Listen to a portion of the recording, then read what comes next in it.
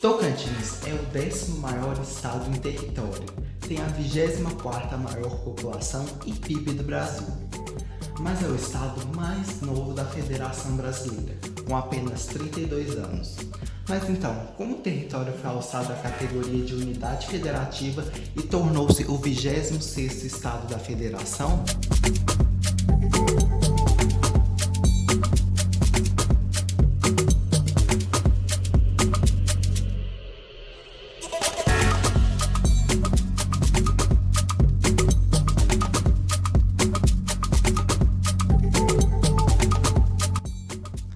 Para entender a formação de Tocantins, vamos voltar à época das expedições dos bandeirantes rumo ao interior do Brasil.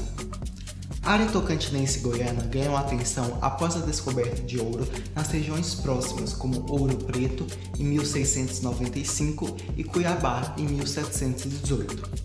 O bandeirante Bartolomeu Bueno da Silva foi responsável pelo processo de exploração para povoamento no século XVII na região central do país, em especial em Goiás e Tocantins. O bandeirante teve um papel marcante na formação cultural da região, tendo monumentos e ruas em sua homenagem e no imaginário popular pela história de como ele ganhou o apelido de Anhanguera, que significa algo como diabo ou feiticeiro. A história diz que Bueno teria saber das indígenas da tribo Goiáses, onde acharam o ouro que elas usavam em adornos, mas não conseguiu as informações. Então, ele pegou uma cumbuca, colocou aguardente nela e, após colocar fogo na bebida, ameaçou incendiar os rios da região se não revelassem a localização das jazidas de ouro. Após a descoberta de ouro, houve um intenso fluxo de estabelecimento populacional na região da Serra Dourada, em Goiás.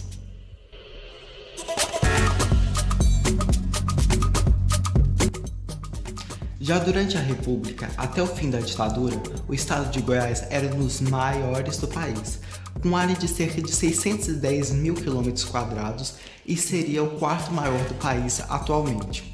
Essa vastidão gerou amplas diferenças econômicas e sociais entre o sul e o norte da região goiana.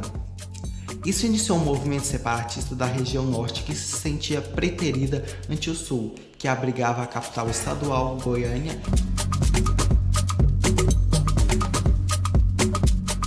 e a capital federal, Brasília, a partir de 1960.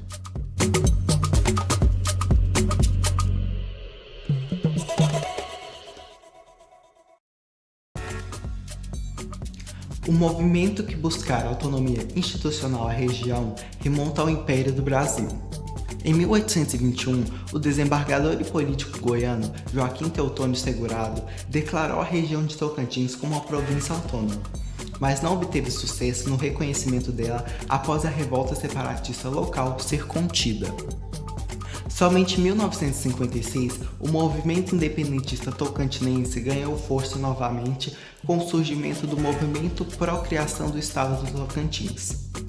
Durante o processo de redemocratização nacional, em 1985, 2 projetos de leis que visavam a criação do novo ente federado foram vetados pelo então presidente José Sarney, que alegara que o tema deveria ser tratado pela Assembleia Nacional Constituinte.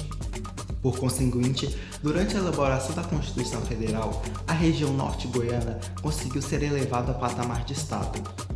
Isso ocorreu com o desmembramento do estado de Goiás e resultou na criação efetiva do estado de Tocantins em 5 de outubro de 1988 pelo 13º artigo do Ato das Disposições Constitucionais Transitórias, ou seja, 167 anos após a revolta separatista para reconhecer a autonomia da região. No mesmo ano, ocorreram as eleições para governador, senadores, deputados federais e estaduais do Tocantins, junto com as eleições municipais de Goiás.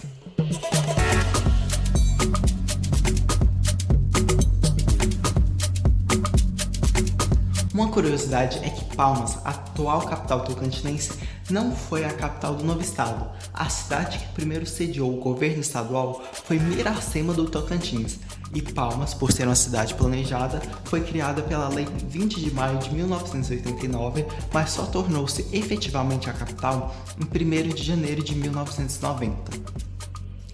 Odiernamente, Tocantins tem cerca de 1.570.000 habitantes e o PIB de 35 milhões de reais. Tem 139 municípios e abriga maravilhas como o Parque Estadual do Jalapão. Foi assim que o Tocantins foi transformado em um estado brasileiro, pelas profundas diferenças socioeconômicas com o sul goiano e pelo movimento iniciado pelo Dr. Joaquim Teotônio. Inscreva-se no canal e curta o vídeo para acompanhar mais episódios do Boletim Explica. E não se esqueça de comentar se você é de Tocantins, se você já conheceu o estado ou se já conhece a história da separação do território.